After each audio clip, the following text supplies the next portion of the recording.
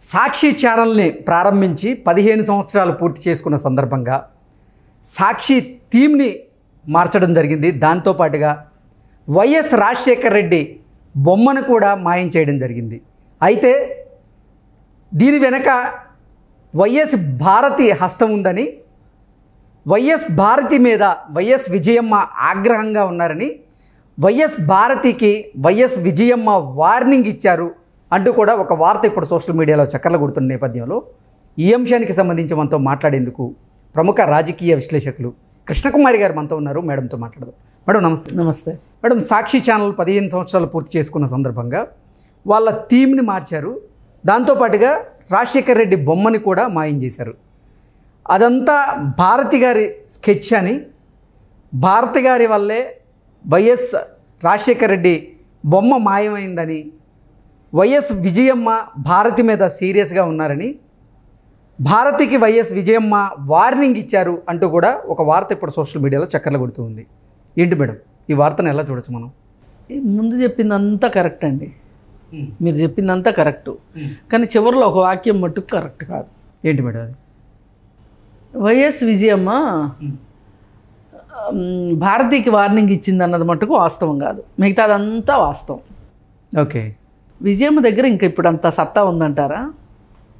అంత శక్తివంతమైన పరిస్థితిలో ఆవిడ ఉందనుకున్నారా? అంటే ఏ భర్తకి, అంటే భర్తకి సంబంధించి ఆమెకు బాధ ఉంటుంది. నేను ఆమె బాధతో నేను ఏకీభవిస్తున్నా, నేను సానుభూతి చెప్తున్నా, నేను సహానుభూతిని కూడా చెందుతున్నా. కానీ ఇది మొత్తానికి కారణమైన భారతిని ఆమె హెచ్చరించగలిగే పరిస్థితిలో ఉందంటే నేను ఒప్పుకోను. ఓకే. ఆమె ఆ పరిస్థితిలో లేదు అసలు. ఆమె అలాంటి పరిస్థితి ఉంచగలిగే, అంటే అత్తగారి కోడల్ని హెచ్చరించడం ఒక మంచి పరిస్థితి అని కాదు నా ఉద్దేశం. ఏదైనా ఒక నచ్చని పని చేస్తే కనీసం నాకు ఇది నచ్చలేదు అని చెప్పగలిగేంత స్వేచ్ఛా స్వాతంత్ర్యం కూడా లేని పరిస్థితి ఆమె కొడుకు ఆమె కల్పించాడు. ఏంటి మేడం అంత నిస్సహాయ స్థితిలో ఉన్నారా వైఎస్ విజయమ్మ గారు ఇప్పుడు? మరి వెళ్ళదేంటి ఆమె? మరి తాడేపల్లి ఎందుకు వెళ్దాం? తాడేపల్లి ఎందుకు వెళ్దండి?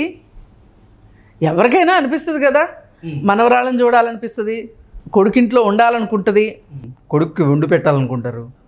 వాళ్ళకి వండి పెట్టేంత అవసరంలో వాళ్ళు ఇప్పుడు ఎక్కడున్నారులేండి, వాళ్ళు ఎక్కడికో వెళ్ళిపోతే వాళ్ళకి ఇప్పుడు అంత పెద్ద అంతఃపురాల్లో వీళ్ళ వంటలు చేయాలి, వాళ్ళు తినాలి, అవన్నీ కాదండి. కనీసం ఒక కుటుంబ సంబంధాలు ఉంటాయి కదా, ఏమి పనులు చేసినా ఏం పనులు చేయకపోయినా కుటుంబ సంబంధాలు కూడా లేకుండా అయిపోయినాయి కదా. ఒకళ్ళొకళ్ళు చూసుకుని మనసులో మాట్లాడుకునే పరిస్థితి కూడా లేని పరిస్థితి వచ్చింది కదా అక్కడ. ఆ పరిస్థితిని కూడా కల్పించలేని నిస్సహాయ పరిస్థితిలో జగన్మోహన్ రెడ్డి ఉన్నాడు. ఇవాళ జగన్మోహన్ రెడ్డి తాడేపల్లి కోటరీలో బందీగా ఉన్నాడు, ఇది వాస్తవం. అక్కడ ఎవరున్నారు చెప్పండి? జగన్మోహన్ రెడ్డి తాలూకు మనుషులు ఎవరున్నారు చెప్పండి ఆ ఇంట్లో? అక్కడ నడుస్తుందంతా ఎవరిది పెత్తనం? అవినాష్ రెడ్డిది, భారతి తమ్ముడిది, భారతి తల్లిది, తండ్రిది. తండ్రి అంటే లేరు, ఈ మధ్య చనిపోయారో చంపేశారో తెలియదు. అప్పుడు వివేకానంద రెడ్డికి కట్లు కట్టింది ఆయనే కదా పాపం, ఆయనే కట్లు కట్టింది, శవానికి కుట్లేసింది ఆయనే. అయితే అక్కడ నడుస్తుందంతా ఇష్టారాజ్యంగా భారతీయ సామ్రాజ్యం అది. అందుకే ఈమె అక్కడ ఉండలేకపోతుంది. అందుకే ఈ అమ్మాయి కూడా వెళ్ళట్లేదు, అసలు షర్మిల కూడా అక్కడికి వెళ్ళట్లేదు. అంటే ఒక కుటుంబం అన్న తర్వాత ఎన్నైనా ఉంటాయండి. మనం కుటుంబంలో విషయాల గురించి మాట్లాడుకోవడం సంస్కారం కూడా కాదు, కానీ ఇది ఒక బయట వ్యవహారంతో లింక్ అయింది కాబట్టి మాట్లాడుకోవాల్సి వస్తుంది. ఇప్పుడు సాక్షి మ్యాటర్ ఉంది, సాక్షి పేపరు, అసలు సాక్షి పేపర్ పెట్టగలిగే డబ్బులు జగన్మోహన్ రెడ్డికి ఎక్కడి నుంచి వచ్చాయి? వైఎస్ పరిపాలన వల్లే వచ్చాయి. ఇందిరా టెలివిజన్స్ పేర్లు పెట్టి ఆయన ఇంకా కాంగ్రెస్ మీద భక్తిని చాటుకున్న వైఎస్ రాజశేఖర్ రెడ్డి అసలు ఈ పేపర్ పెట్టడానికి డబ్బులు ఎక్కడి నుంచి వచ్చాయి? మీకు గుర్తుంటే ఒక డైలాగ్ ఉంది అతడు సినిమాలో, మనవడు 10 లక్షలు చెక్కిస్తాడు. ఇతను గురించి ఒక నెగటివ్గా ఒక వార్త వచ్చినప్పుడు, ఎవరో సిబిఐ అధికారులు వచ్చి అడిగినప్పుడు ముసలాయన అంటాడు, ఈ వయసు పిల్లాడు 10 లక్షల రూపాయలు చెక్ ఇచ్చాడంటేనే నేను ఆ రోజు అడిగి ఉండాల్సిందే, నువ్వేం చేస్తున్నావురా, నువ్వేం చేస్తావురా అని కదా. ఈ డైలాగ్ ఇక్కడ సరిపోవట్లా కరెక్ట్గా. జగన్మోహన్ రెడ్డి ఎంత చిన్న వయసులో ఇన్ని డబ్బులు ఎలా సంపాదించాడు? ఏం చేసి సంపాదించాడు? ఇప్పుడు కవిత విషయం మాట్లాడినా అదే, కేటీఆర్ గురించి మాట్లాడినా అదే, జగన్మోహన్ రెడ్డి గురించి మాట్లాడినా అదే. ఏం చేసి సంపాదించారు వీళ్ళు? వీళ్ళకి పెద్దల ఆస్తులు ఇచ్చారా? లేకపోతే వీళ్ళు పుట్టుకతోనే బిజినెస్ సూట్ కేసు పట్టుకొని పుట్టాడా? ఎవరు? జగన్మోహన్ రెడ్డి. ఎక్కడి నుంచి వచ్చినాయి వీళ్ళకి డబ్బులు? తండ్రి అధికారాన్ని అడ్డం పెట్టుకునే కదా. తండ్రి చనిపోయిన తర్వాత తండ్రి ఫోటో పెట్టుకునే కదా నువ్వు ఆ పేపర్ అమ్ముకున్నావు ఇన్ని రోజులు. వైఎస్ఆర్ భక్తులు ఉండబట్టే కదా నీకు ఆ పేపర్ మొహం చూసింది ఆ భక్తులు. ఆ పేపర్ మీద ఎవరి మొహం ఉంది? వైఎస్ రాజశేఖర రెడ్డి బొమ్మ ఉంది. మరి నువ్వు చెట్టు పేరు చెప్పి కాయలు అమ్ముకుని బతికావు నువ్వు. నీకు కనీసం నీ జీవితం వెళ్ళిపోయే వరకైనా నీకు ఆ మాత్రం కృతజ్ఞత ఉండాలి కదా. 15 ఏళ్ళకే నీకు మొహం వచ్చేసిందా వైఎస్ రాజశేఖర రెడ్డి అంటే?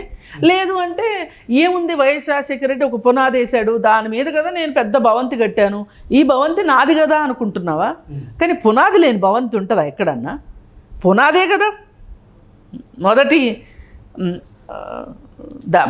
బిల్డింగ్ నిలబడాలంటే పునాదే కదా కావాల్సింది. పునాది లేకుండా బిల్డింగ్లు కట్టేస్తారు ఎవరైనా. అందుకే ఖచ్చితంగా జగన్మోహన్ రెడ్డి చేస్తున్న తప్పు. ఒక పక్కన తప్పు జరుగుతుంటే తప్పుని వ్యతిరేకించలేని నిస్సహాయ పరిస్థితిలో జగన్మోహన్ రెడ్డి ఉన్నాడు ఇవాళ. భారతి చేసేది కూడా చాలా చాలా తప్పు. మీకు ఇప్పుడు కాదు, భారతి షర్మిల పాదయాత్ర చేసేటప్పుడే ఆమె పాదయాత్రకు సంబంధించిన కవరేజ్ తగ్గించమని చెప్పింది కూడా భారతీయే. అప్పటి నుంచినే ఈ సంగతులు తెలుసుకునే షర్మిలాకి భారతికి పెద్ద సాన్నిహిత్యం కనపడదు మనకెక్కడ. ఒకళ్ళున్న చోట ఒకళ్ళు ఉండరు. అంటే తన భర్త అధికారం మొత్తం తనది, తన భర్త డబ్బులు మొత్తం తనవి. ఎవరొచ్చినా సరే వాళ్ళు పని చేసి పక్కకి వెళ్ళిపోవాలి. రమ్మన్నప్పుడు రావాలి, చెయ్యమన్న పని చెయ్యాలి, వెళ్ళిపోమన్నప్పుడు వెళ్ళిపోవాలి. ఇదే కదా షర్మిలాకి బాధ అయ్యింది. అన్నది కదా కన్నీరు పెట్టుకొని, ఈ అన్నకి ఎప్పుడు అవసరం అంటే అప్పుడు నేను ఉన్నాను అంకుల్. ఏబిఎన్ ఓపెన్ హార్ట్లో చెప్పింది కదా, ఏడ్చింది కదా, ఎప్పుడు అవసరం అంటే అప్పుడు నేను ఉన్నాను, నువ్వు ఈ పని చెయ్యి అంటే నేను చేశాను. అదే మా నాన్న ఉంటే ఇలా జరిగేదా అని చెప్పి ఆమె కన్నీళ్ళు పెట్టుకుంది కదా. నిజమే కదా, ఆమె పాపం జగనన్న వదిలిన బాణాన్ని అని ఇల్లు వాకిలి పిల్లలు మొత్తాన్ని వదులుకొని నెలల తరబడి రోడ్ల మీద ఉంది కదా. మీ పార్టీకేగా సేవ చేసింది ఆ రోజున. అలాంటి కవరేజ్ కూడా రానివ్వకుండా చేశారు కదా. నీ భర్త మీద ఒత్తిడి పెట్టి ఆమెది ఆపమని చెప్పించావు కదా నువ్వు జైల్లో ఉన్నప్పుడు. ఇదంతా జరిగింది. అయిపోయిన తర్వాత ఇప్పుడు వ్యవహారం ఎంతవరకు వచ్చిందంటే, అవసరం ఉన్నంతసేపు ఓడమల్లయ్య, అవసరం తీరిపోయిన తర్వాత బోడమల్లయ్య అయిపోయినట్లు వైఎస్ రాజశేఖర రెడ్డి 15 సంవత్సరాలకి వాళ్ళకి మొహం మొత్తేశాడు.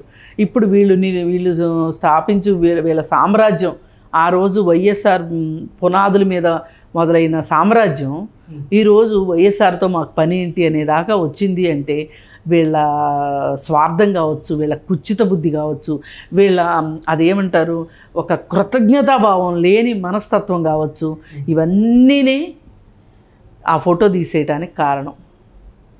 ఇప్పుడు చెప్పండి వైఎస్ఆర్ పార్టీ వాళ్ళు ఏంటంటే సింహం సింగిల్గా వస్తుంది అని చెప్తారు కదా. మరి ఏంది మీ సింహం ఇంట్లో పిల్ల? మా నాన్న ఫోటో తీయటం ఏంటని అడగలేనంత పరిస్థితిలో మీ అన్న ఉన్నాడా? చెప్పండి మీ అన్నకి. మన పార్టీకి జాతిపిత లాంటి వాడు కదా, మరి జాతిపిత ఫోటో తీసేయడం ఏంటి? అప్పుడే మీకు ఎట్లా పెద్ద ఆయన్ని ఇక వద్దనుకోవాల్సిన పరిస్థితి వచ్చింది. మరి ఇదే పెద్ద ఆయనని తలుచుకుని 600 మందో 700 మందో చనిపోయారని కదా మీరు ఓదార్పు యాత్రలు చేశారు. అంటే వాళ్ళందరికీ ఉన్నంత తీపి కూడా మీకు లేదా అని అడగండి. ఇప్పుడు అడగండి మీ అన్నని, మీ సింహాన్ని అడగండి. ఇది మట్టుకు చాలా దుర్మార్గమైన విషయం వైఎస్ఆర్ ఫోటో తీసేయడం. మళ్ళీ వీళ్ళకి అవసరమైనప్పుడు వైఎస్ఆర్ పేరుని ఎలా వాడుకుంటారో చూడండి. ఎన్టీఆర్ హెల్త్ యూనివర్సిటీకి ఎన్టీఆర్ పేరు రూపుమాపాలంటే మట్టుకు వీళ్ళకి వైఎస్ఆర్ పేరు కావాల్సి వచ్చింది. మీ పేపర్లో ఫోటో ఉంచుకుంటాం మీకు నచ్చలేదు, ఇష్టం లేదు, హెల్త్ యూనివర్సిటీ పేరు మట్టుకు వైఎస్ఆర్ పేరు పెడతారు. ఇదేదో సామెత ఉంటుంది తెలుగులో, ఊరూరు పసుపు ఊరూరు కుంకుమ ఊరేగన అని చెప్పి. అంటే ఎవరిదన్నా అయితే మనం బాగా వాడతాం, మన మట్టుకు మనం వాడం. ఇది అసలు విషయం.